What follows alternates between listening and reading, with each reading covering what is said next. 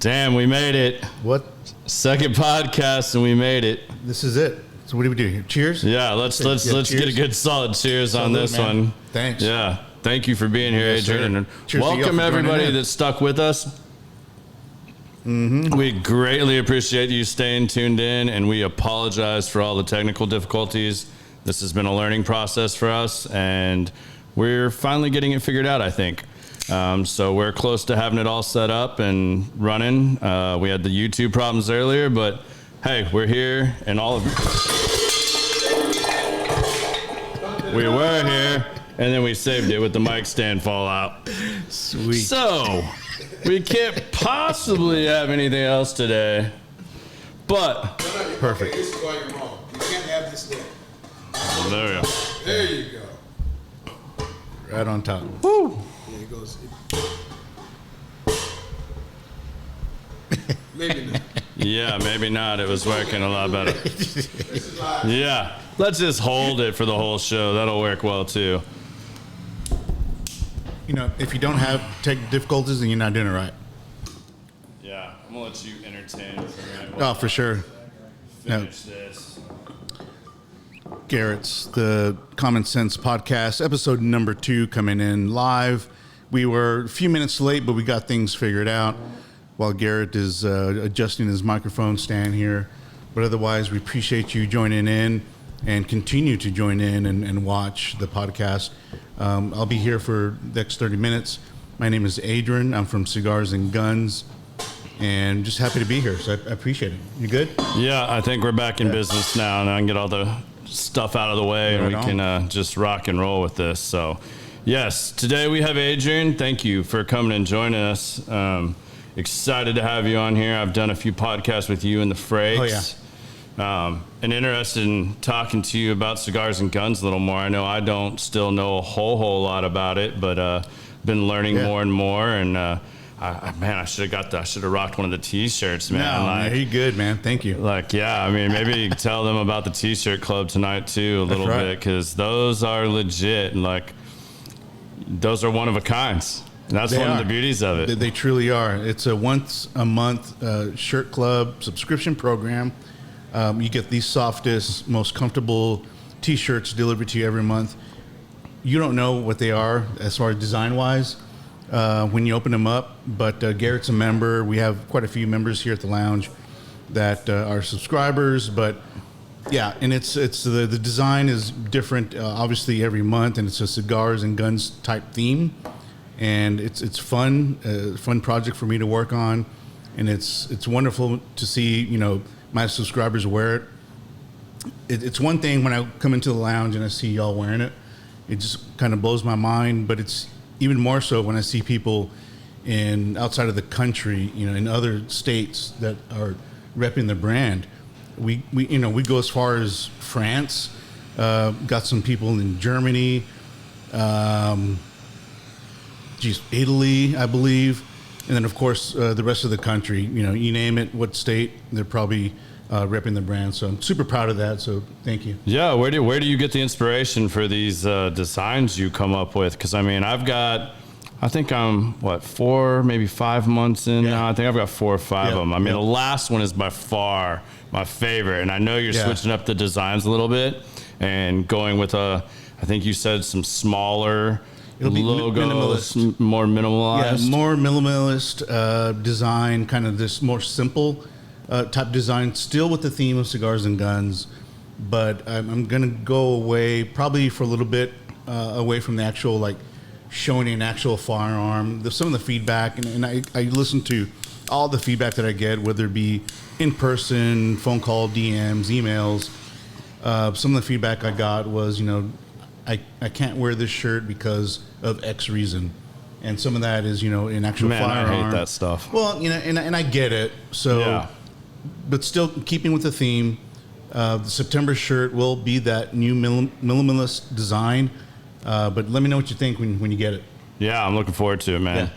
So I'm going to backtrack here a little bit, because a lot of people have been asking me, what is this podcast about? What is this podcast going to be about? And really, I'm going to steal something that's been something I've always looked towards and believe in fully. My older brother, I'm gonna have to give him a little credit on this because part of his jiu-jitsu academy, it's Sharpen Iron Academy, and iron sharpens iron. And one of my goals with that was to bring people together, great leaders of men, great leaders, period, people that are doing unique, interesting things, and really, kind of dig into that and just have some of those conversations, because I think there's a lot of people out there that if they just heard some of these stories and knew, like, oh man, this is how Adrian did this. This is what he did to get here, and this is what it took to get here. There can be little bits of inspiration and things that people can latch onto, hence the common sense, but not just limited to that. And I didn't want to limit it to one thing either. So I'm sure this is going to take on more of a life of its own as we continue to grow and do these. Yep. But, I'm really intrigued to hear about that because, you also sell guns. And, yep. One of the things I picked up on from your site and stuff was, you say you're a concierge, not just a gun shop. Like, what does that mean to you, and what do you want that to mean to your clients? Explain that to our listeners here a little bit. So, initially when I started the brand, and more specifically selling of the firearms, I set up the website. Even before that, got the license and everything through the ATF to become an actual gun dealer. Well, I live in a neighborhood. It's one of these multi-faceted neighborhoods with a lot of families, a lot of homes. Out of Salina, Light Farms, shout out. But what the thing? It's a big community of families, right? So, and actually, my wife Kathleen kind of threw that term to me. She said, "You're like a concierge," and I thought, so when you go to a nice hotel or whatever hotel that has a concierge, right? What are they there for? Ask questions. Directions, and, ask for maybe some feedback of what I should do. And, I'm here for a certain amount of days, that type of thing. So I took that into the realm of firearms. And because I'm always getting questions like, what do I need for home defense? What do I need, if I'm, purchasing my first, pistol? So I said, let me be your concierge. So what I do is the program essentially is I can go to your home, and I take what I call the basic gun vault package, right? Which is a shotgun, a revolver, a semi-automatic pistol, and then AR. Right. So that essentially is the types of firearms that if you are just starting out and you buy your gun vault and say, what should I have in my vault? Those 5 firearms are the basic principles. Quintessentials. Yeah, exactly. And from there, obviously, you can go, higher, more expensive, and go into, short barrels and things like that. And it just goes out of control for sure. But I have this program set up so I can show you the fundamentals. But if you're an experienced gun person, then I can bring those same firearms plus more. We're talking backpack guns, silencers, and I can even, have machine guns as well. So fully multifaceted, and, I have the ability to talk about the basic weapons that I bring to the home, and then kind of show them how they work, their use, and just kind of go from there, and then pricing as well.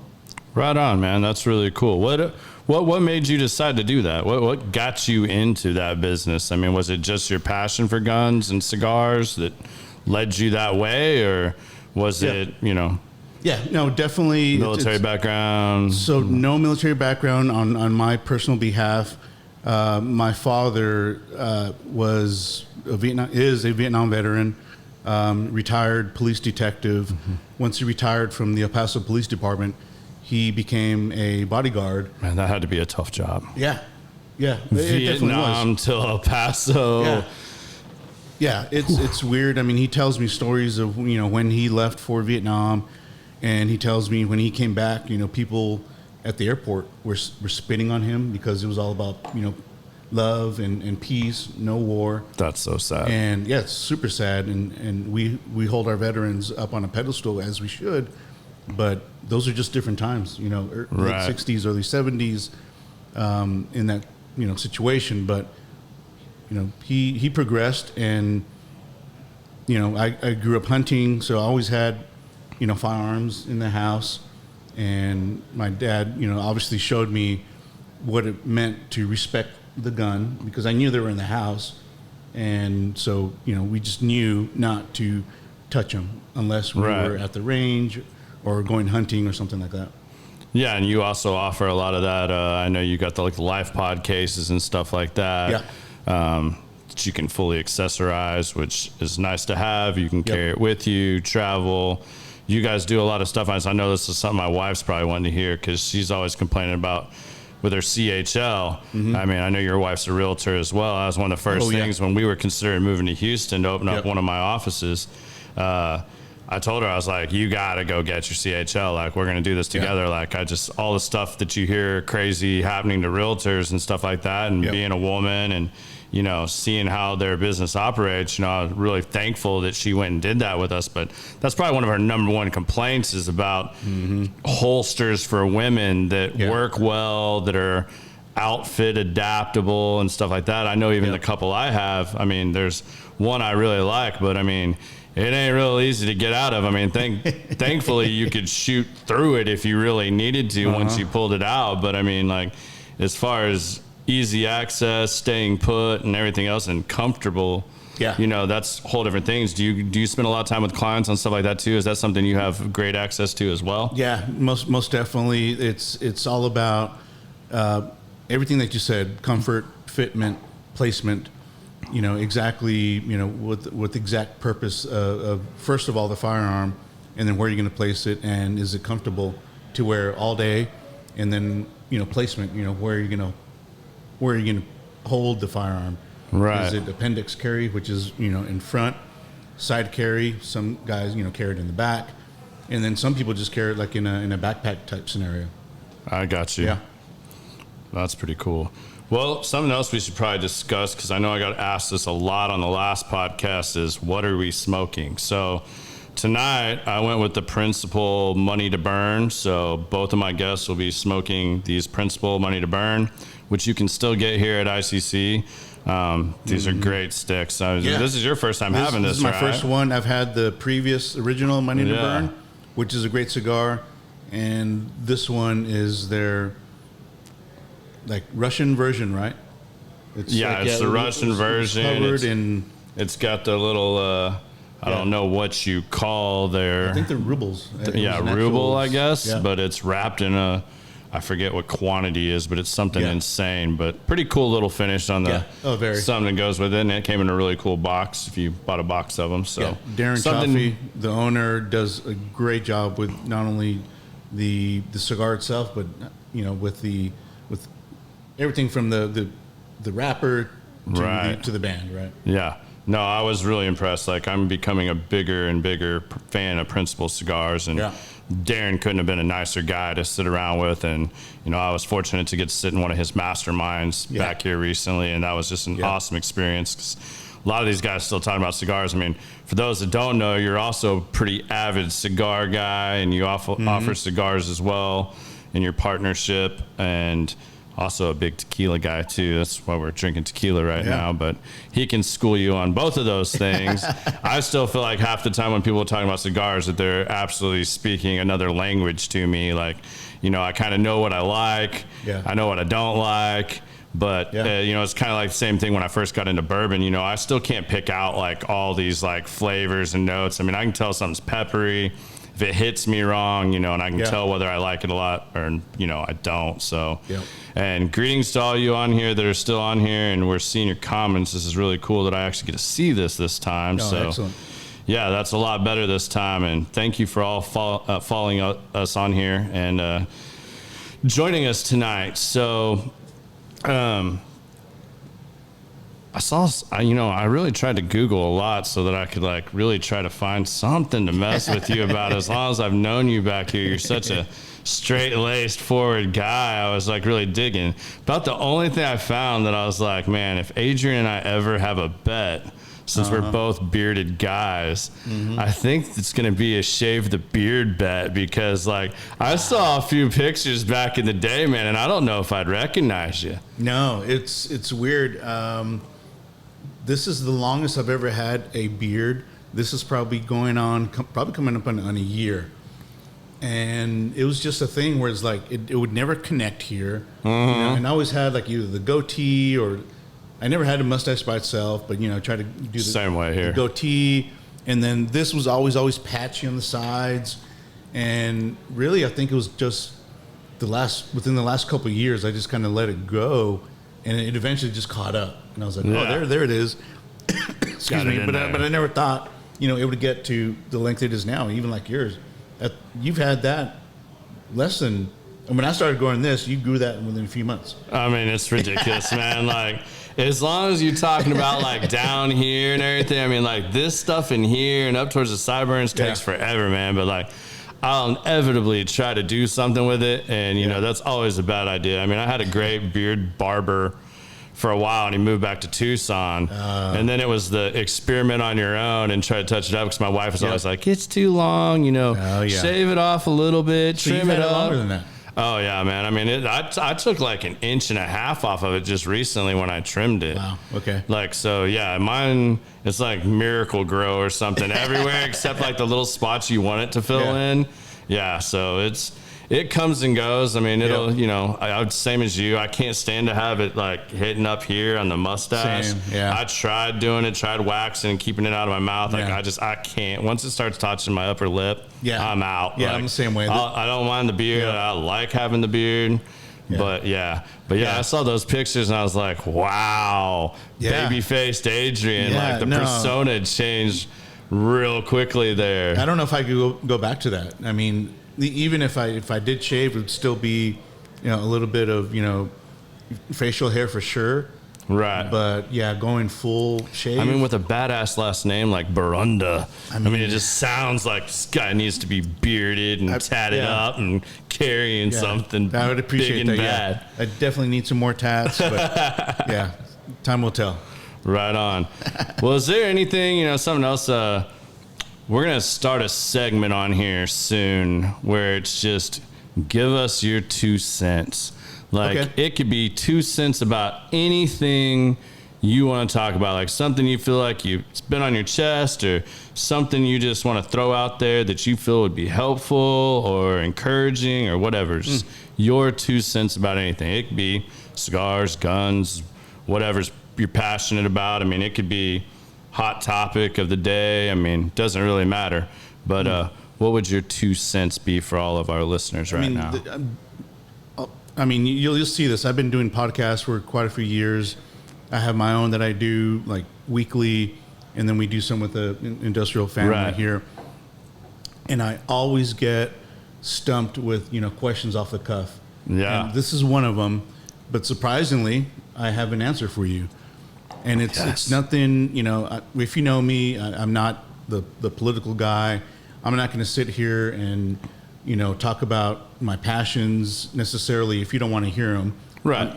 Whether it be guns and or cigars. They're sensitive subjects. We're in a lounge, so, cigars is probably a good thing. And I know half the people here at the lounge, probably 50% of the people are always carrying a gun with them anyways. Right. Right. So I know those are good conversations to have. Yeah, you wouldn't want to mess with somebody up at the lounge. On the positive side, and nowadays with everything happening in the world, whether it be, local and or, statewide, plus, we need to, as a country, just get back to respect. Right. I grew up with parents that, taught me to always respect them, to respect my family members, to respect my neighbors, and in general, people on the street, essentially, and what I'm talking about is holding the door open for people, I could not agree with you more on this. To this day, I still open the car door for my wife as she gets in. I let her in. You don't see that much anymore. or simply holding a door open for somebody. Yeah, I mean, exactly. like you started off with. And up until recently, I always had, maybe call it a chip on my shoulder, or I would hold the door open for someone, and they would go through and they wouldn't say thank you. And that got to me. I'd be like, you're welcome, just like. Right. And then I thought for a while, it's like, regardless of who it is, age-wise, woman, man, whatever, if I have the opportunity to hold the door for someone if needed, I'm going to do it. And I shouldn't think of needing to have that, thank you. No, it's a standard that people should be held to, a standard of respect. Like, that's one of the themes of this show tonight. And, I've got a great topic I want to get on with Jay Scott later on when he's on here and joins us.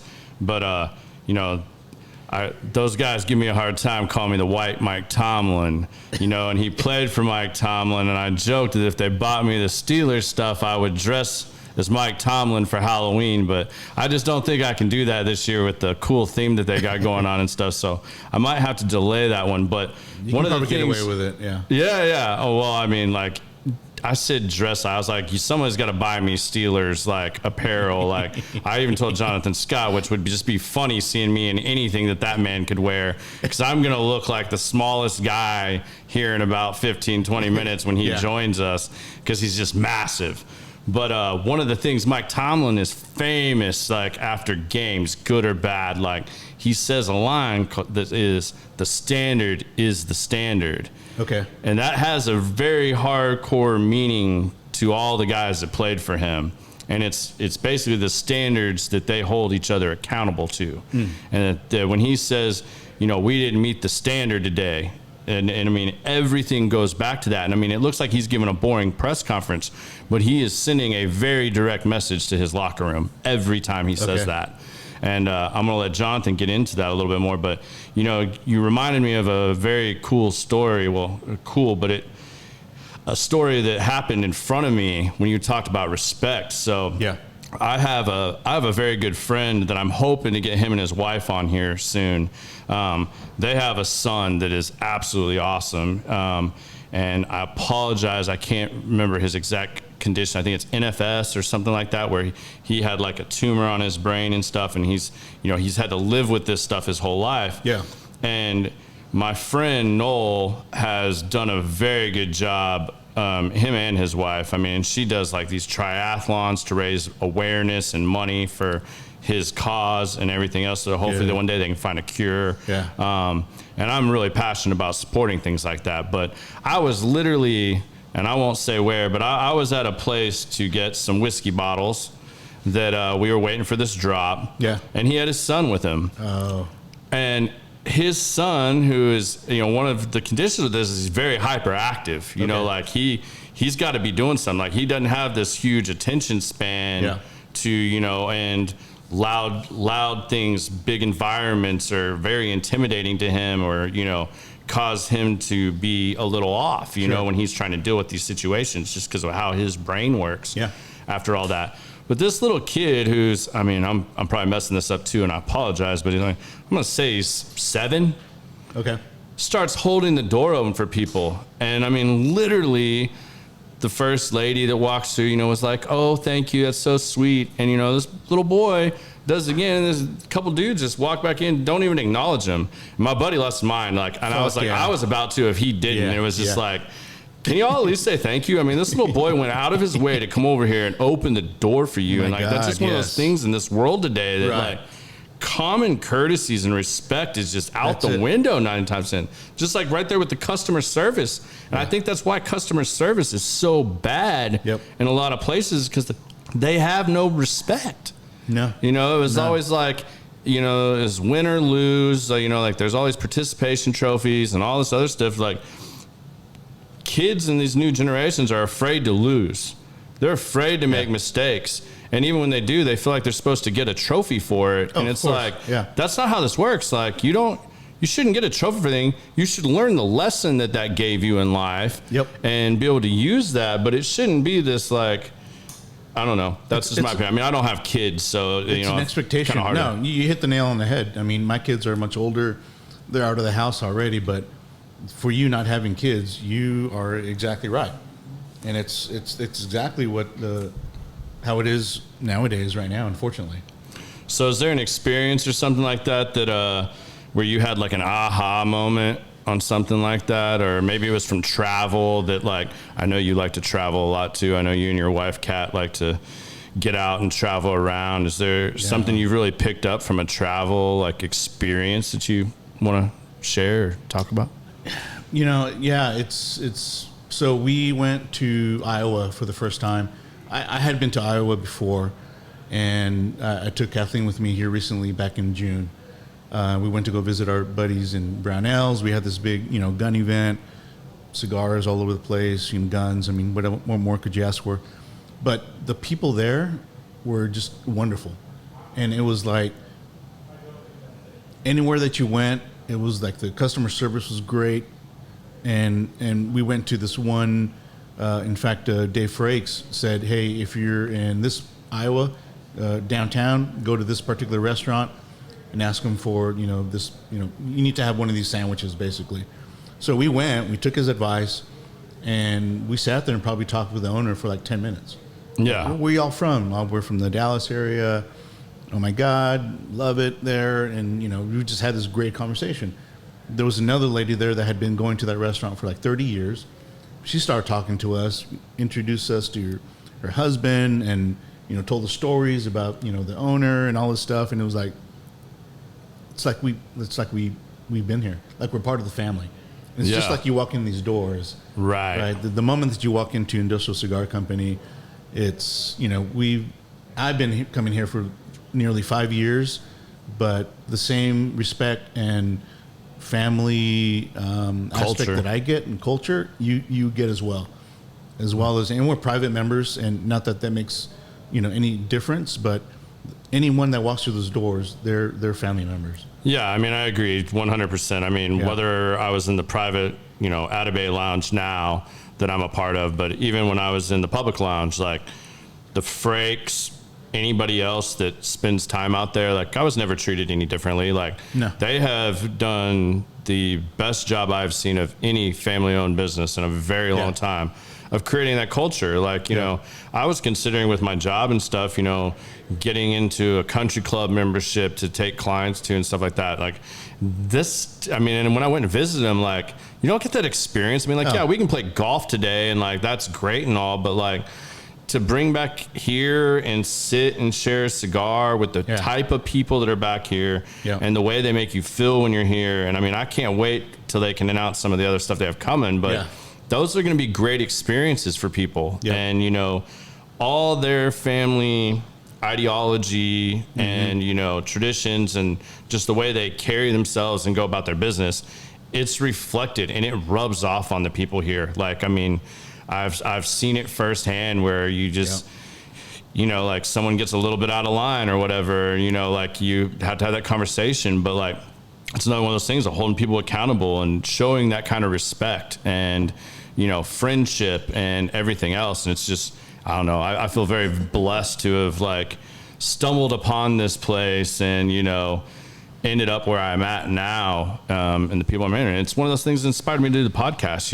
like, great leaders, inspire other great leaders. And, like I said in the beginning, iron sharpening iron, like just if you're surrounding yourself with those type of people, then it's eventually going to rub off on you to some degree. And I mean, it's going to present things in life that you may have not even thought were possible or that you had even considered. No, you're totally right. In fact, I am so impressed with the level of service that ICC offers, that not if, but when I do open a gun range in Salina, it's going to have a cigar lounge in it. And that cigar lounge is going to be powered by Industrial Cigar. And Dave and I have already talked about this. He's 100% in. That's awesome. And essentially, it'll be the same employees that work here will be working in my cigar lounge. And so the level of service that you expect from here, you will get that same exact experience at the Cigars and Guns gun range. Yeah, keep an eye out for that. Hopefully within the next couple of years. We have the lands bought. We are working on plans to kind of figure out logistically what that looks like. But Yeah. I say within the next couple of years, we'll get that going. And you got another one of your, I mean, I haven't got to participate in one of these yet. I'm highly looking forward to it because I can't remember short of last season, the one time I got to go hunting, getting my gun sighted in. I haven't been to a range in forever. And I've heard the epic stories of like how amazing your range days are that you set up for Cigars and Guns, as well as you do one for the lounge as well, I believe, where you get the guys back here all out there and you bring out all the fun toys, just like, you know, the golf tournament we have up here where you brought the AR blasting golf balls, you know, across the golf course. That was I think my first experience of really meeting you. Yeah, to this day, I still don't know how no one was arrested or even, you know, I don't know how we made it safe, you know, without getting arrested, leaving that golf course. I mean, it was so loud 'cause it was early in the morning too. And I remember like we teed off on the whole other end of the course. I'm like, is there a gun range around here? Like, cause I had no idea y'all were set up or anything. I wish I didn't had. even know what you did back then. But I mean, that coming out, I mean, I remember being on the other side of the thing and it was just like every 5 minutes it was pow, pow. And I'm like, what is going on? And then we get over there and I'm like, oh, here we go. Adrian's got ARs out here blasting golf balls. I wish I had the gun here with me, but to explain exactly what it was a golf charity event. There was the Hack Fest for Industrial Cigar Company, and it was almost last minute. That was not planned for me to be there. Oh, really? Doing that. But they asked me if I could get some type of golf, you know, launcher, and I was like, hell yeah, I'll make this happen. So this particular golf launcher attaches to an actual AR-15 223, and then I use blanks. So I have a full magazine with blanks in there, and then it's got this tube at the end of the rifle, and you know pop your golf ball in there, and it fires, and it's loud. It's loud. It's loud, even with a silencer on it. Like there's like silencer looking thing on it. JP and I took it to his land and kind of tested it out first, and we're like, okay. And you're out in land which is open and desolate, so we tried to record the decibels with the little decibel reader and stuff, and kind of figure out, you know, what that sounded like. But we didn't plan on 7:30 in the morning with on other a golf course, homes surrounded out there, surrounded by. But yeah, it was nuts, and we had a great time and made a lot of money for the charity. Awesome. So, is there anything you want to finish up with here that you want to let the people listening know about, or that you got coming up here? Yeah, if anything, just follow us on all social media platforms: Cigars and Guns, Instagram, Facebook, TikTok. All of them, Twitter, you name it, we're there. YouTube. Sign up for his t-shirt club. I'm telling y'all, I'm a t-shirt snob if you really know me. They are the classic tees. They're comfortable. They're good quality. They're awesome designs. They're not expensive. You get one mailed to you every month. It's made me violate my t-shirt rule, though, because I used to have this t-shirt rule that I got from my little brother where if I was getting a new t-shirt, I had to get rid of one, donate it to charity, like drop one off. But this monthly thing's got me in a bind because, it just like pulling teeth for me to pick out one that I was like, okay, I'm going to get rid of this one. Now you're causing that problem for me on a monthly basis. But I do highly, highly recommend y'all check out his stuff on the Cigars and Guns. There's a direct link there to his t-shirt club, and they are badass. I'm just telling you right now. Appreciate it. Thank you. And you all have seen some pictures of me wearing them. Like, you know which ones they are.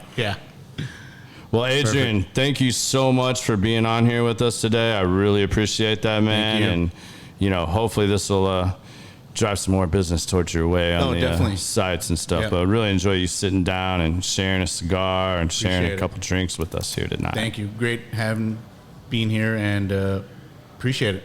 Yeah, thanks, brother. Thank you, homie. Yeah. All right, I think we got just a brief minute. And our second guest of the night's going to be coming in here in just a minute. So I'm checking through these comments here. You want me to stay? So as your producer, As my producer. hang out, Adrian, because we're still waiting on Jay to arrive. So I I have a microphone ready for him, so all he has to do is come in and sit on down. Okay. So you All guys right. are now stuck with Adrian. We're stuck with Adrian, man. What a terrible thing to do. You don't mind staying with us for a Not at little all. while, do you? Not at all. And my wife says that you're encroaching on her closet space. Nice. Yeah, so do like I do. I have a stack of T-shirts that I plan to give away. Yeah. And because of the T-shirt club, because, obviously I have to be a member myself to represent, but I have a stack of T-shirts that are just piling up to where I get to the point where those are going to be those are my keepers. Yeah. And then whatever's hanging is what I'll get rid of. Yeah, I kind of did that too, but the office, the joint office we have in the house that we're still trying to finish out because somebody can't pick out a desk yet. I started a pile in there, but that's also encroaching on her space. So, I'm going to have to just make a run here soon and go drop some clothing off. I did get a few things out with the recent drive ICC is doing for, I think it's for the Wounded Warriors or Suits for Soldiers. Yeah, I pulled out some stuff that clearly my fat ass cannot fit in anymore, and I just needed to come to terms with somebody else could benefit from this and get those out of the closet and get those over to somebody. So, I do have another bag that I do need to get over there, though. Yeah. That's for sure. Yeah, we all do. I mean, I had the same deal with Kathleen. Whenever she bought a pair of shoes, I would say, you need to get rid of a pair of shoes as you purchase the next ones. Hasn't happened. No. Her boot collection is by far the biggest I've ever seen. Yeah? Yeah. See, I had a buddy that we went on a Vegas trip one time, and I would have won this bet too. It was so we were going for New Year's to Vegas. It was 4 days, 3 nights. We had some stuff planned. So we had a couple different events. We had a real formal night for New Year's Eve and stuff like that. And it was me, my wife, him, and his date at the time. And I made a bet. I was while we were sitting at the airport waiting on our delayed flight, I was I bet you have more shoes, because he's a shoe guy, packed than me and both of the girls combined. Seriously? And I swear to you, he did. And you know what? He said it was the rub.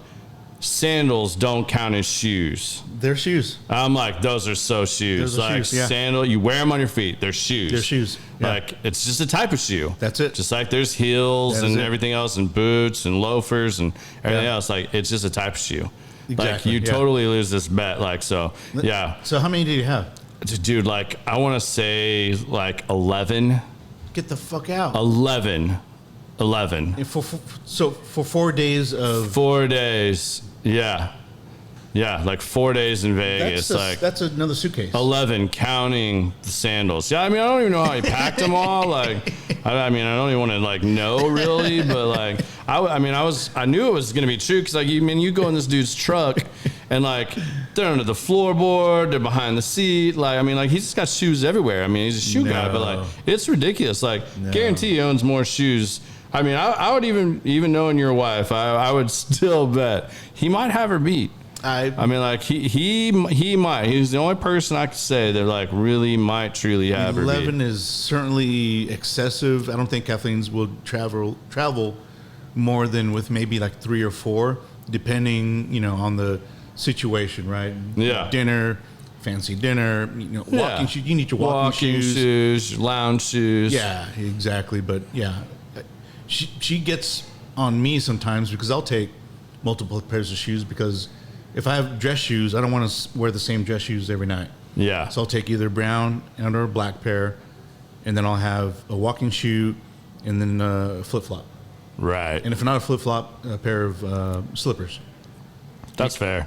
Yeah. I'm probably in the same boat as you on that. A brown, a black, pair of sneakers, and then I would say probably a pair of flip-flops. Yeah. If it's wintertime, then there's a pair of boots in there somewhere, which a little bit... They're bulky, so there's some finagling you got to do to kind of put them in your suitcase or whatever to make them fit. But otherwise. But really, we like to drive mostly when we travel. So it's a little bit easier. You can get the little bookcases and put them in the back, whatever. Part of that Land Rover stuff you're always doing. Yeah. All right, let me see here. What is something that you've changed in your life or your routines lately that you feel like you've drastically benefited from? I'm going to find something to stump you on here. Yeah. You guys got me so good the first night you had me on the... I don't know. I think for all of us, you know, during COVID and, you know, everyone staying at home, that was a big change for me because I'm actually both of us, Kathleen and I, are both very personable people where we enjoy, you know, hanging out with other folks. So when it was a thing of having to stay home and Zoom meetings, that was way different. But eventually, just kind of got used to it, as I think we all did, and we just kind of left it at that. I got you. Yeah. There's something you feel that's just like kind of along those lines. It's very rudimentary and basic, but that you don't feel is common sense today. That like. I know you went with the respect thing earlier. Is there something along those lines that just maybe you think that is so rudimentary that really that benefits you, that maybe something you do or a habit you have, or, you know, like I try to write daily. I'm not as good about it lately, but I've been, since I started the podcast and stuff and getting back onto those habits of just writing those thoughts of, you know, things I want to ask, things I want to do, and like, part of that, doing the research with all my guests that are coming on. Yeah. That's a big thing for me as well. Yeah, I think the biggest thing for me was probably... Just a table. I can set this mic on and get it back over where it was. I think it was just probably just maintaining the same structure. You know, when I was working in the corporate world, it was, you know, you get up at a certain time, you know, take a shower, do all your stuff, get dressed, and then you go to work, show up at the office and do your thing. And then, so when that hit, it was, I maintained that same mindset. So waking up at the same time, getting up, taking a shower, doing whatever. And now you just, instead of sitting at your desk, now you're sitting in front of a computer with your camera on. So I think that helped kind of both physically and mentally keep me in the same mindset of being able to perform my duties. So you work from home, basically? Or do you? I still do now, as I've left the corporate world going on 2 years now. Right. So it's, I mean, unless... So I don't work well from home. Like I tried that early on when I had my decorative concrete business. Me not having a place to go to, have all my stuff, because I'm one of those people, like I'm OCD about all my stuff, being in certain places and being able to deal with all that it drastically affects me if I have to work from home. Plus, you know, wife works from home. Yeah. Dog running around. I mean, I can find a million different distractions that, you know, like, oh, I forgot to do this. I need to do this. Like, that's... I totally get it. So part of the issue, and I have that somewhat that same mindset. So probably early on, right after, you know, COVID and things were getting back to normal,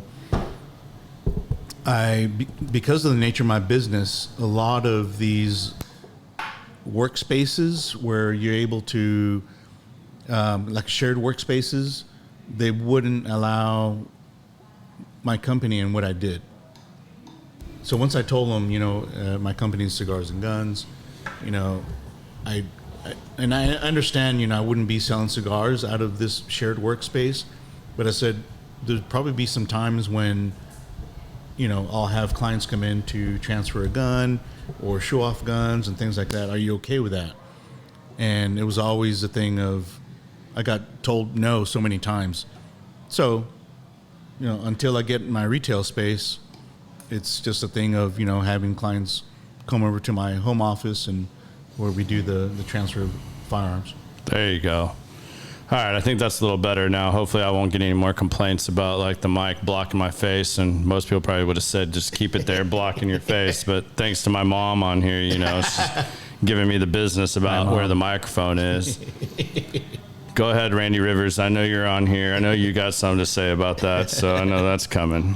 But Randy Rivers is turning 50 this weekend, and we're playing in a golf tournament before his 50th birthday party. Congratulations. And I'm really looking forward to that. Like, there's no way I'm going to miss the opportunity to beat him in golf on his 50th birthday and tell him what an old man he is. There Although, you go. Yeah. the reality is he will find some way to either get me hammered on the back nine or something so that he can try to alter the course of this game. Yeah, that'll definitely happen. He's going to show up with something special for sure. I mean, my favorite, though, is when he starts playing really bad, he talks to himself in the third person. It's the best ever. Like, you can hear it probably 3 holes away, and it cracks me up every time when I start getting after him, you know.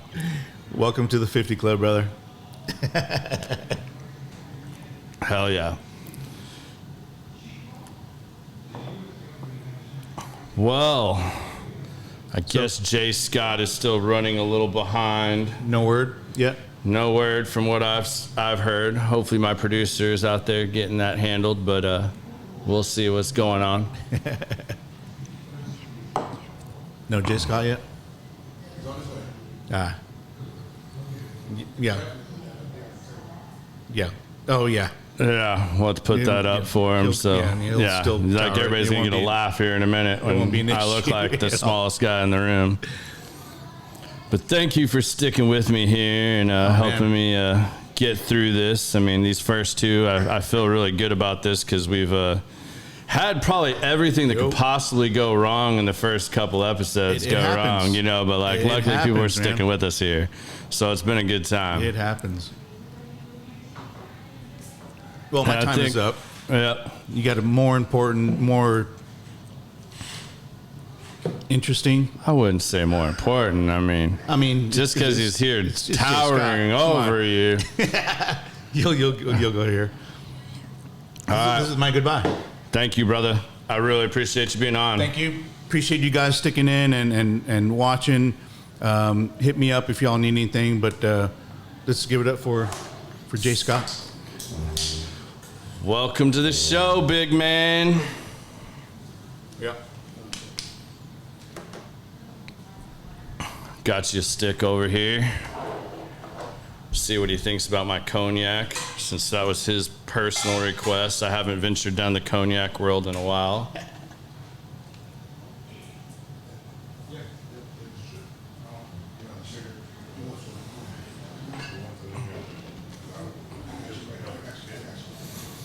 And for those of you that saw the post earlier this week, we are going to do a giveaway later this week. So now that I'm able to track and see all of you that follow and share this and hashtag Common Sense the podcast, share this if you guys find this enjoyable, you're liking it, want to get it out to your friends. I'm going to make a big push for the YouTube follows, subscribers, because YouTube is a royal pain, and until we have 100 subscribers, they don't make it easy for you guys to find that. You literally have to type in Common Sense, CENTS, the podcast, all together, and it pulls up the logo that you guys should all be familiar with now. But if you guys give that a share, anybody that gives a share, puts out some extra follows and stuff, I am going to be giving away a 5-pack of cigars and a bottle of bourbon that you guys saw posted on there. Actually, bottle of whiskey. I shouldn't call it bourbon. And I'm also going to pull out these LFDs that were a limited giveaway here that were unreleased for the event as well. So you guys give these a share.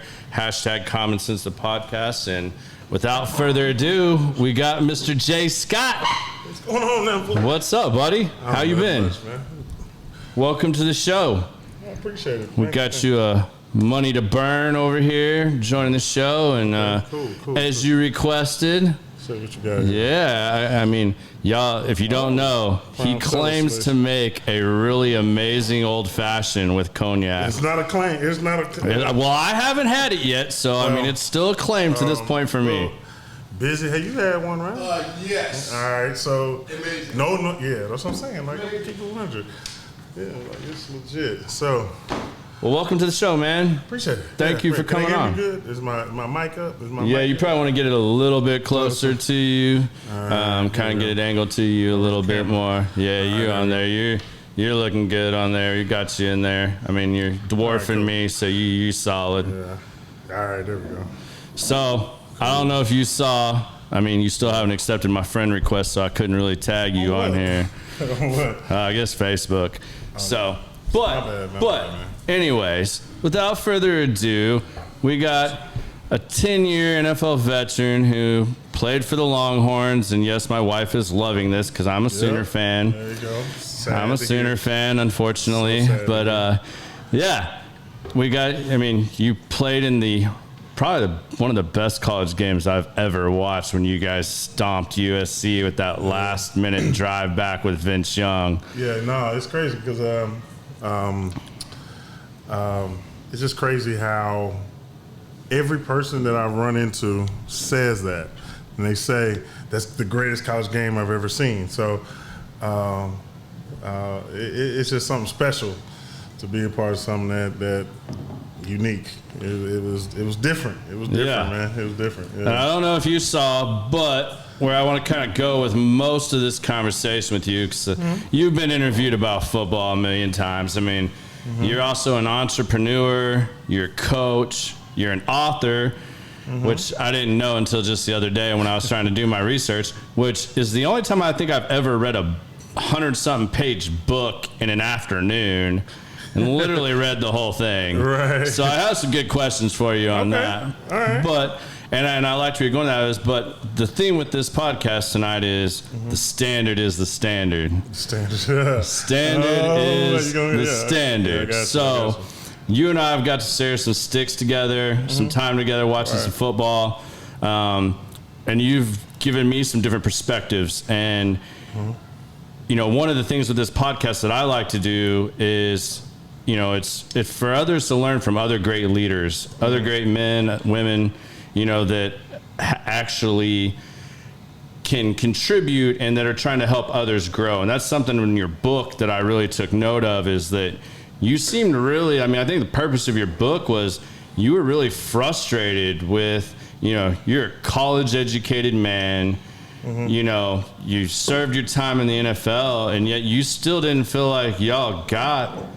much knowledge on how to build your wealth, how to brand yourself, how to not be taken advantage of, and things like that. And although your book is very geared towards athletes, it's a Winning Playbook, right? The Winning Playbook. The Winning Playbook. All right, I got that right. Yeah. But I feel like that applies to, you know, myself and other people as well. That, you know, I may not have been a professional athlete, but there was a lot of really good lessons in there. And maybe you could speak of that because you were around a lot of great coaches and leader of men that I'm sure you've picked up a lot of great things that you could share with us. Yeah, that's one thing that I can definitely say.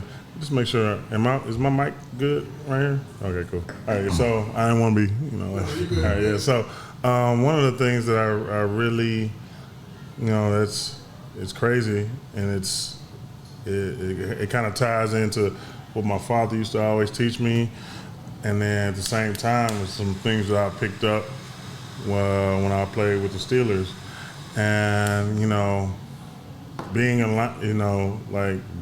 alignment with a lot of positive people always produce positive things for me. In that case, success. And so, like my father, like used to always say, he like, son, if you're in a room with 4 idiots, guess what? You're gonna be the 5th, right? And so, in the same sense, he said, son, if you're in a room with 4 brilliant people, guess what? You're gonna be the 5th. And so I always kept that in mind, and then you kind of tie that into kind of the standard is the standard. You know, Coach Tomlin used to always say that, right? Yeah, please explain that for Right. everybody that doesn't know. So, I know we've talked about that a lot. Yeah, and so at the end of the day, it's iron. And so what happens is that, you know, that's the standard is the standard is really derived, and that's the combination I was saying of what my dad said, is that it goes to the Bible, and you talk about Proverbs 27:17 that talks about iron sharpens iron. So if I'm in a room with a bunch of brilliant people, it's only going to make me better, right? Right. I'm only going to make them better. So I make a conscious effort of always trying to be in alignment with people that can help me grow, and I can help others grow. And so when you get to the statement that what Coach Tom was talking about, the standard is the standard, is what happens is the standard is a bunch of brilliant people in the room.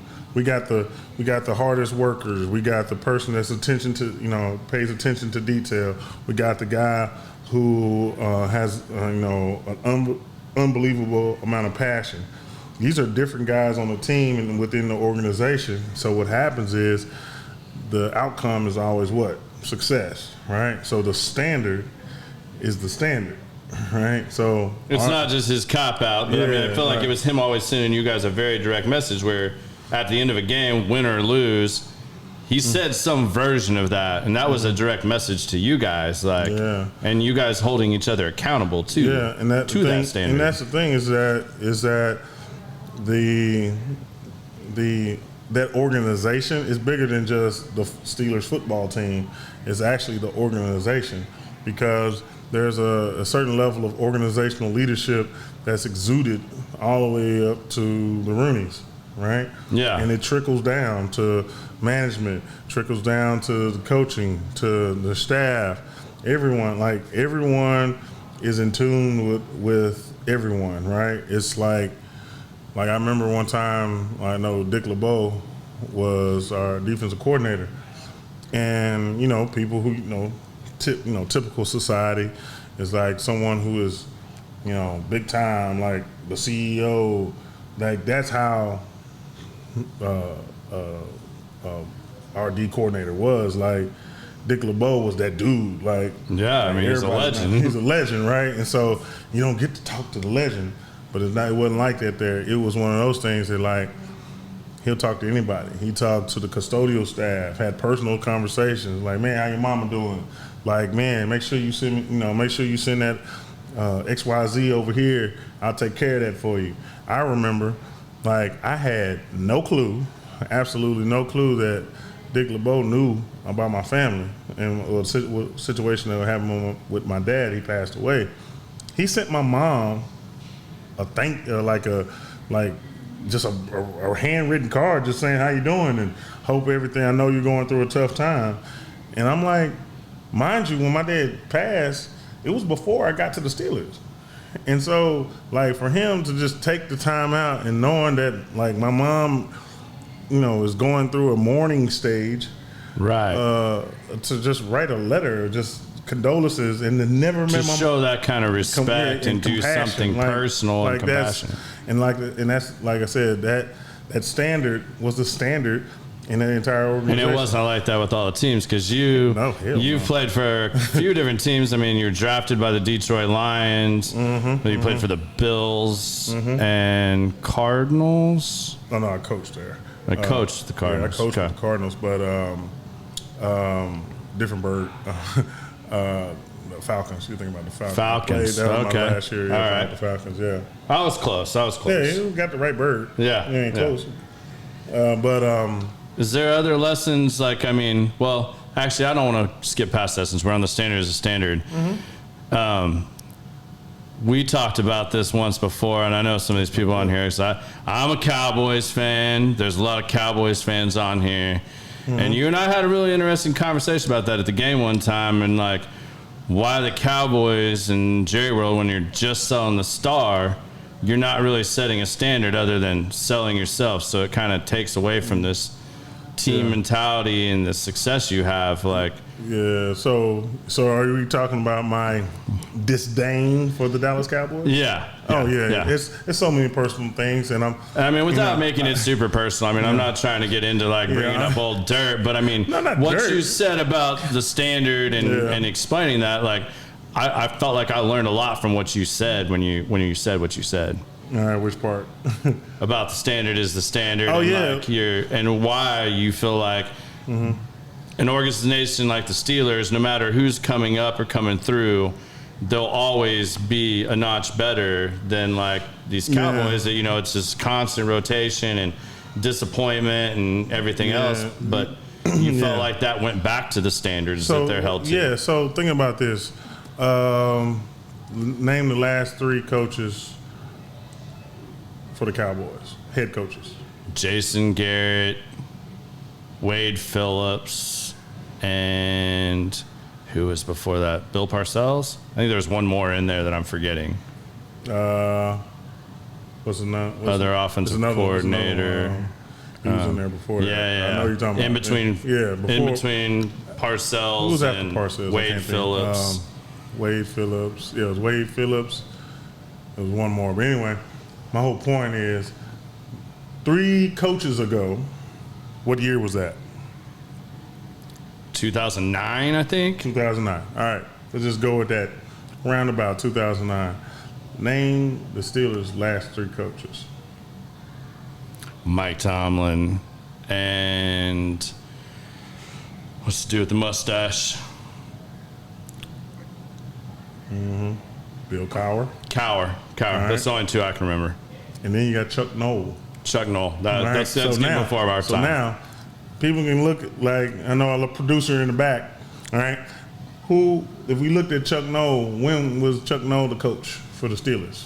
I mean, they're all like decade-long coaches or more. My whole point is that the Steelers have a standard. Yeah. That standard is the standard. It's organizationally. They've had 3 coaches within what? 40 years. 40 years? Yeah. 3. Cowboys have probably had 10, 12. Yeah. Right.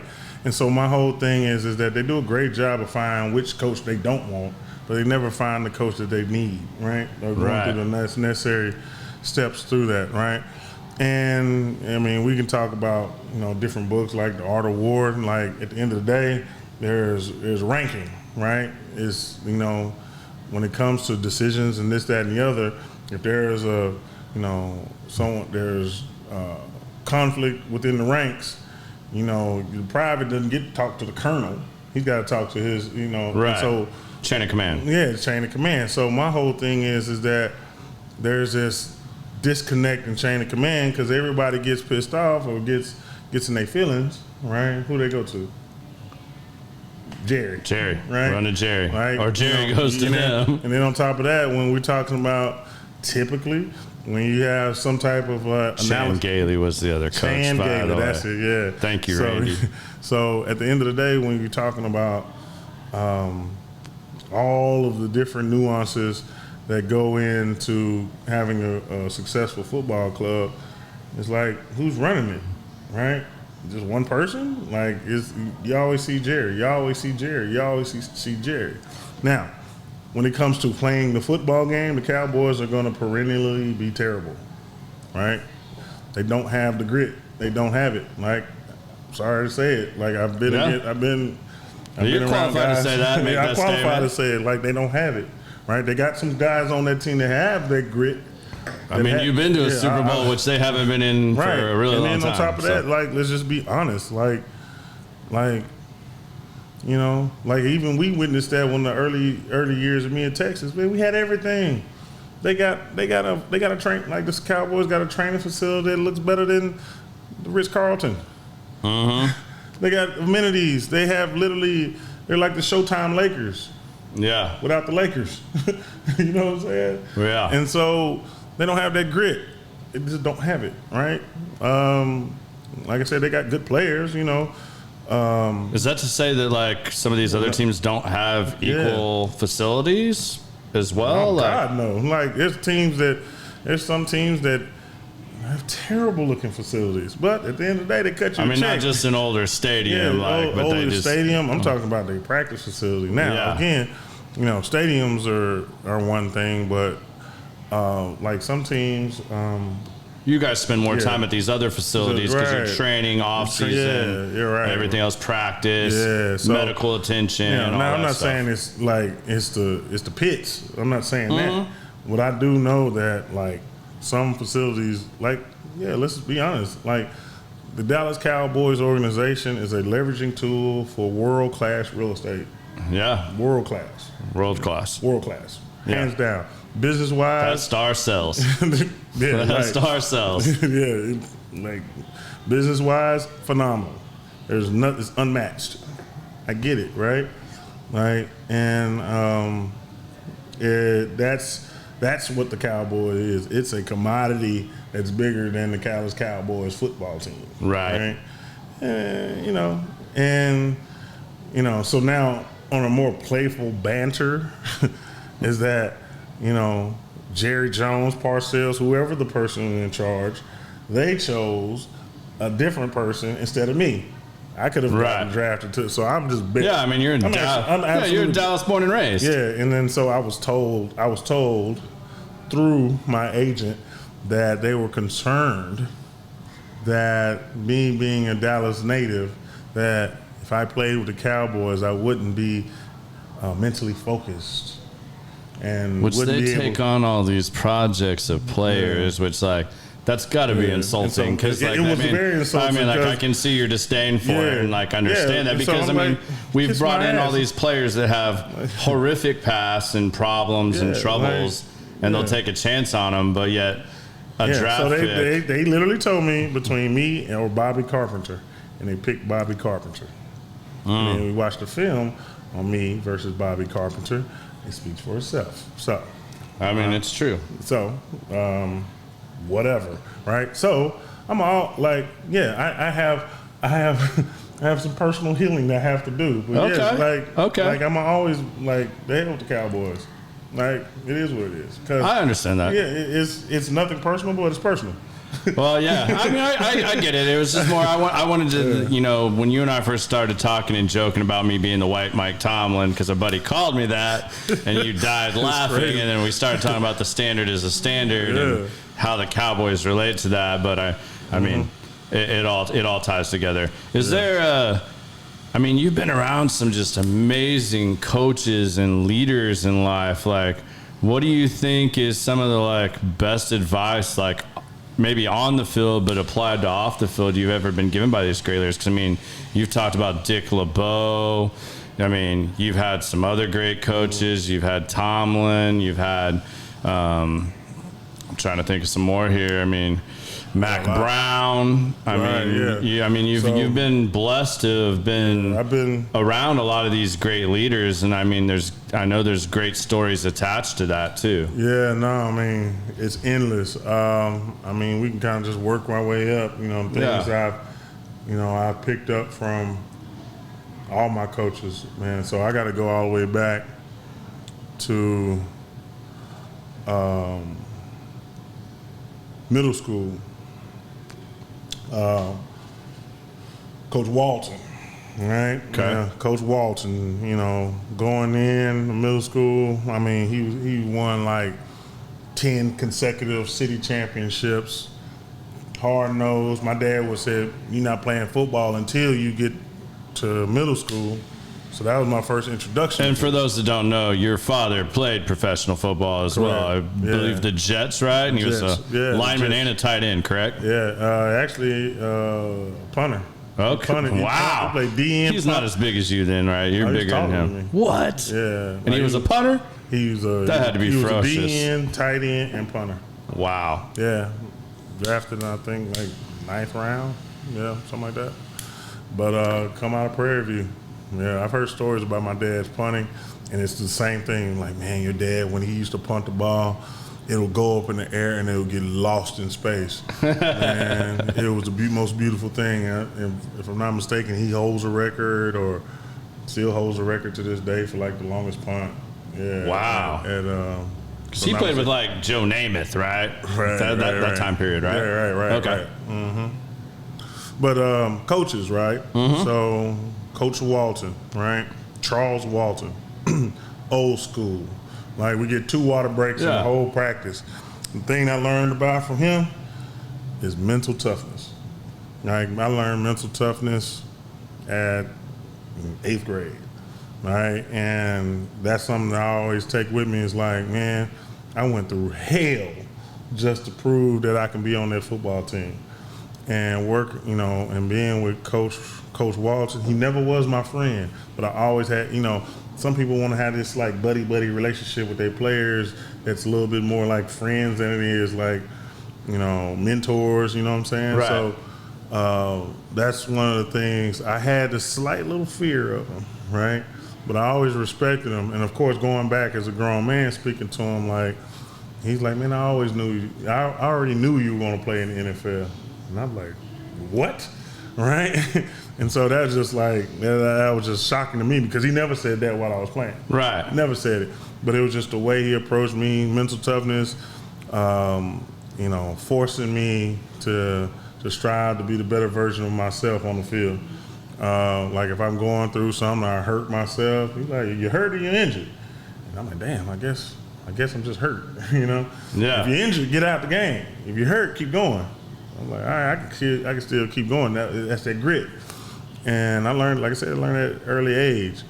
Going into high school, Coach Freddie James, I mean, he's won state championships on the high school level, world-renowned, respected amongst a lot of coaches. I mean, coaching Hall of Fame.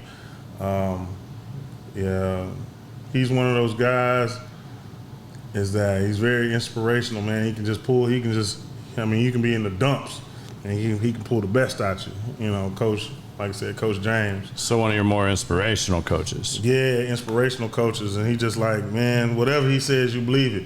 Man, we can fly to the moon. I'm telling you, all you need is some wings.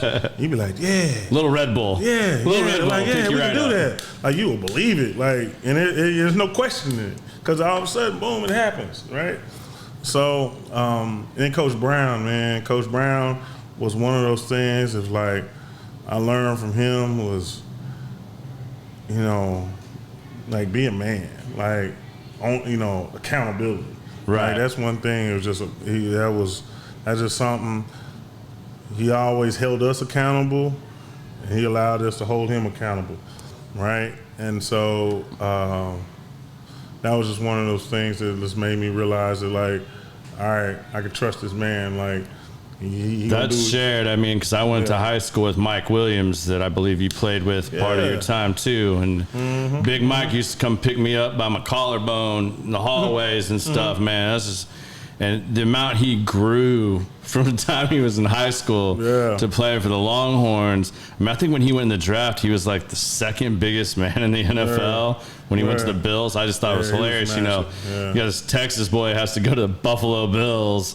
But he said the same kind of things about Mac Brown. And from what I remember the first year he came back, and we were all just kind of amazed. It's like, man, you grew like 3 inches and put on 100 pounds, and you're not the chubby kid anymore. You're kind of getting ripped, but big man over there. Big Mike. I don't think any of y'all's quarterbacks got sacked until that what was the Big 12 championship game against Colorado, where he went out for one play. That's the first time from his side that the quarterback got lit up. But he echoed those same things about Coach Mac Brown. That's really cool. That's a consistent thing there. And like I said, man, my experience with Coach Brown, he actually he wrote a blurb about the book, man. So shout out to Coach Brown. Just a good man. And one thing I can say when it comes to his skill set, he's a hell of a recruiter. Yeah, he's a hell of a recruiter because this is one thing he says, I get the best coaches. That's one thing I remember he said, I'm going to get, guys, I'm going to get the best coaches. You're going to get the best coaches that's going to coach you up and get you ready. What I do is get you there, right? He let him be known, like, I know. Because I'm sure you were recruited by all the top colleges. You went to probably umpteen college visits. Yeah, no, actually, it's crazy as it sounds, man. I only went to one. Really? You didn't? I figured at least Prairie A&M had to be on there. I mean, if that was your dad's alma mater. Yeah, they tried.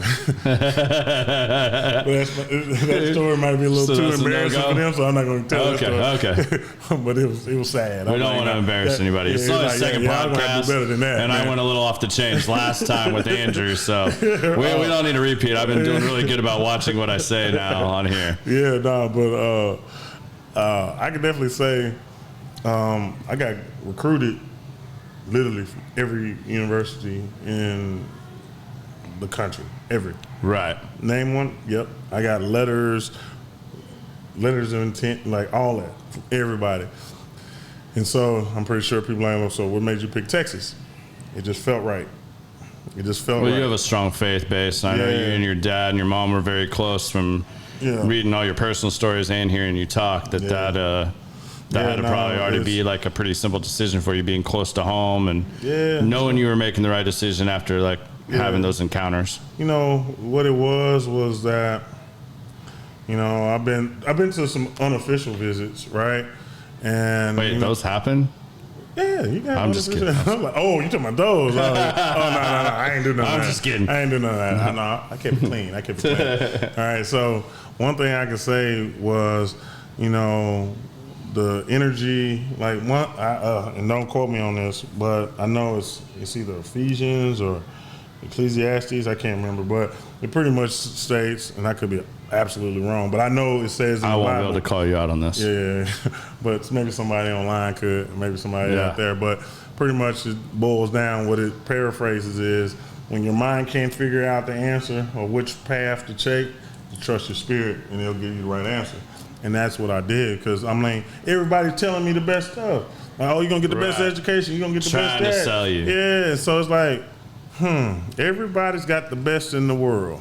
We're the best. We are the Ohio State, you know, we are, you know, Florida State. We have a greatest tradition. You know, that's the biggest superlative that you hear is greatest, best. Everybody's the best. So I'm like, y'all can't all be the best. Right. Unless you're talking about perspective. Like, from your perspective is best, so what's best for me, right? And so, like, what happened was, unofficial visit, Texas was just off-season workouts. And so my dad said, all right, let's go up to Austin. I'm like, all right, cool. So we go there, and UT guys are working out in Memorial Stadium. And, you know, I've never seen a stadium that big in my life. You know, we got spread. It's crazy to me because when I came to high school, I came from Glastonbury, Connecticut, down to the Colony. And when I saw those Friday night lights, I mean, when we played baseball, football, anything up there, you're lucky if your parents and your girlfriend showed up to the game. You come down here, and I mean, it looks like college football up there when you play high school football in Texas. So, I mean, that had to be an experience for you to say that about a college, you know, versus a high school. Because, I mean, none of these high school stadiums in Texas are chump stadiums. Yeah, so in comparison, Sprague, we call it Sprague, but it's actually pronounced Sprague. We call it Sprague. Sprague Fieldhouse in the southwest part of Oak Cliff, right next to Kimball High School, our rival, by the way. Carter High School's rival. Can't stand Kimball. Anyway. Without further ado. I'm just saying, you know, I got a little disdain. Gotta get that in there. Yeah, I put that in there. I'm just, All right, so I went to Carter High School, played there, and we also played it. That's our main field. Our home field was Sprague Fieldhouse. And going from that to going to University of Texas, where at that time, I'm thinking that stadium hold like a little bit over 80,000 people. And I'm seeing a stadium with nobody in it. I'm like, God damn, right? Yeah. Beautiful, pristine grass. I'm like, is it real? Because it was like, couldn't tell if it was turf or it was natural. grass. It was like, oh my God, right? Beautiful. Yeah. So at that point, I go in and, you know, you see these, you know, Big Mike, Leonard Davis. These guys are massive. These guys can block the sun, right? Yeah. Like buildings. Big boys. Yeah, and so they're finished working out, and I remember Coach Madden, Jeff Mad Dog Madden, he's our strength coach. I mean, he's wide as that TV, that 55-inch right there. I mean, wide, big old chest. What's going on there, young player, young buck? You know what? You can go ahead and break it down, right? So when he gets me to break down, you know how people break down, all right? Yeah. You know, Longhorns on 3, 1, 2, 3, Longhorns, right? So he wants me to break it down, and all of a sudden I got the entire Texas football team looking at me like, all right, young pup, break it down. And I'm like, I gotta get my big boy voice. I'm like, 1, 2, 3. I'm like, all right, Longhorns on 3. 1, 2, 3, Longhorns. And then I heard when they said Longhorns, it was just like it reverberated in the stadium. It echoed inside of you. I was like, oh shit! It just felt right. It just felt right. Sorry, I'm sorry. I didn't mean to cuss. Resonated with you. So I was just like, damn, yeah, that was it. And so I'm just like, ooh, that felt good. It just felt right. Didn't know yes or no, wrong, right or wrong. It just felt right in my spirit. So my dad was in the car outside the stadium, just chilling, just relaxing. And then I walk in the car. He's like, "So, well, son, what you think?" And my dad, he always wanted me. He was raising me to be a man, and men have to make decisions, and you got to live with that decision. So he's like, "Hey, I'll support you. Any questions you have, yeah, but it has to be. It's your decision." And so I go, I go into the car, and I'm sitting there, and you got this perfect silence. And I just said, "Dad, I want to go to Texas." And my dad just got quiet. He just nodded his head. And he said, "Fuck yeah, that's what I'm talking about." And I was like, "Oh shit, so that's good?" He's like, "Yes, I'm so happy." And then he just started smiling. And he's like, "All right, cool. We'll talk to the coaches." He knew he was gonna be able to come watch you play. Yeah. So I could tell, like, I made a decision, but he was proud of my decision. And so I was like, yeah. And then at that point, I still haven't taken an official visit. I took my official visit with Texas, but I still could have had an official visit with Florida, Florida State, Ohio State, A&M. Say Oklahoma. Oklahoma reached out. LSU. There you go. I remember Coach Saban was poaching me when we played in the Cotton Bowl against LSU. He kind of pulled me aside. He's like, Jonathan, we were trying to get you to come to LSU, but we can't fight against Texas. They got amazing this and amazing that. And I remember Coach Brown came over there and was like, Nick, what you doing? You talking to my player? He's like, oh no, it's nothing. And so I remember that little beef they had a little beef right there. So back then, Coach Brown's the top dog. He's coming into Texas, coming from Carolina, and getting the ideal job at Texas. Yeah. And getting the ideal job is like going to Harvard, right? Everybody wants to go to Harvard, right? Or MIT. Like, oh my God, you went to Harvard? Oh my God, you got the coaching job at Texas? Right. Oh yeah, everybody wanted it, right? And so it was just one of those things that I was like, yeah, I'm in the right spot. It's like I'm a ride with Texas, and I tell you this to this day, the best decision I made. Absolutely, I have. That's awesome, man. Zero regrets. Usually, when you trust your gut, that's you usually trust what your happens. gut, and that's spiritual. That's biblical, right? I just trusted my gut. It stuck with my spirit. A lot of stuff I can't answer. Well, when I can't answer, trust my spirit. It'll tell me. I mean, how did you guys? I mean, did you guys have those feelings? I mean, I do want to go back to that a little bit, just because, like we talked about earlier, it's one of the greatest college football games I've ever watched in my life. When you guys played USC, I mean, with Vince Young, I mean, he was just such an amazing athlete, and I mean, you guys had so many amazing athletes on a team. Yeah. I mean, just all around, top to bottom, like you guys were stacked. I mean, that's the crazy part. We had more talent the year before. We had even more talent the year before. But what we built from that, we had a foundation of trust that was just on a different level. Because you got to think, talent-wise, before that, we had Roy Williams, B.J. Johnson, Cedric Benson, Derek Johnson. Yeah. Do I need to say more? I mean, yeah, you guys have been. All of those guys prime were Pro Bowlers. Yeah. Right? Some of them potential Hall of Famers. Right? Yeah. Nathan Vasher. Oh my God, it just keeps going, right? B.J. Johnson. Like, oh my God. So the next year, everybody's coming back. Everyone's got their confidence. And man, it was one of those things like, and by the way, if you haven't checked out 05 on the Longhorn Network, you got to check it out. 3-part series is amazing. It's literally our version. Even as a Sooner fan, I can't say that that's not good. right. I'm telling you, man. And I say Sooner fan because I didn't go to college, but I lived in a lot of great college towns, so I always supported whatever town. I moved every 3 years growing up. So, and then I moved to Texas. Military? My dad worked for the FDIC. Okay, so gotcha. same thing. It's military structured, sector, government jobs. So, when I moved to Texas, all of a sudden they were like, you can't root for both teams. And I'm like, I can. They only play each other one time a year. And they're like, no, you guys. I was like, well, I was born in Oklahoma. My grandfather was a Sooner fan, so fine, I'll be a Sooner fan. Right, like, if y'all can maybe choose, but I mean, reality, as long as they're not playing each other, I'll root for them. I got no bones against that. I'm a fan of good sports and seeing good teams and good athletes. Like, that's what I'm a fan of, and like seeing truly great teams and great players put on great performances. Yeah. So, it was what that last drive? What was that like for you guys? Like, what was the mentality going into that? What was where were you guys at on that? Man, it takes me looking at the game to kind of go back to see how I was thinking, because I've been highly trained in my skill set to block out the distractions. Right. Coach Brown talked about that all the time. Block out distractions, block out distractions. So for me, it wasn't until it was like a TV timeout going into that drive. And, with TV timeout, everybody's watching commercials.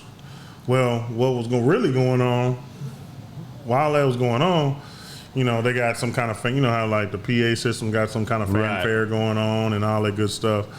And they're showing this like footage of like the battle between Texas, leading up to this moment. So we're looking at USC's highlight reel. We're looking at our highlight reel. And it's like, all right, you are here at the 2006, it was technically 2006, 2006 national championship. So at this point, like everybody in the crowd is like basking in this moment. And so all of a sudden you're seeing like this. It's like, this is all I see is like this, like people taking flashes like over and over, and you seeing flickering. Every single person is like taking pictures, and it's like bling, bling, bling, bling, bling, bling. And then at that moment, we're in this TV timeout, and I'm just looking around, and I'm like, oh shit, I'm in the national championship.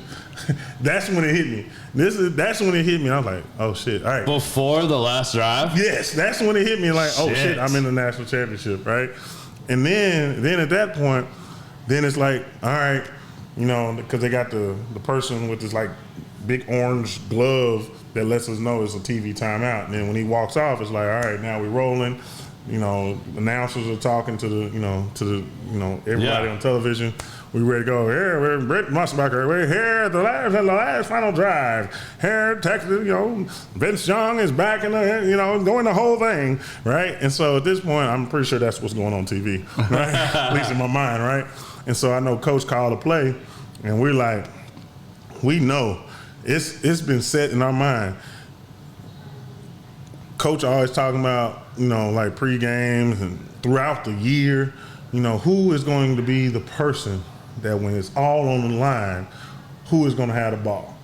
Everybody on the entire team knows that Vince is getting the ball. Yeah, Vince. I don't give a damn if they call it, trips right, all three. Halfback sweep, whatever, it's a key. Vince Young is going to rock. Yeah, he's going to show pass, but he running that thing. And so me and Vince had an understanding, like, bro, he like, big dog, just get the dude upfield, I got you. I don't need nothing else, just get him upfield. So at this point, I know their ears are pinned back and they trying to get a sack. I know this. And so I had to go against Frosty Rucker, right? He played in the league. Nice, he got a good career in the league, mostly with Cincinnati. Anyway, and so at this point, I'm just thinking to myself, whatever it is, don't let them beat you outside and don't let them touch the quarterback, because you don't want to be embarrassed on national television, right? So sure enough, man, boom. It was some kind of pass that was supposed to happen. It was going to be some kind of dig route on the middle of the field. If it ain't there, Vince is running the ball. And Vince knows if he sees any kind of angle and it's wide open, any kind of pass, he's taking it. So if you really look at that play, he just drops back, shows pass, but he's about to run the ball. It's a pass play, but it's like... So pass play was called. Yeah, a pass play was called, but it was Vince is your ball. He overrode it in the huddle. He this is what we're doing. It's not even one of those things that's like, hey, I'm going to go run the ball. He's like, all right, 52, X and R, X streak on one-on-one, ready to break.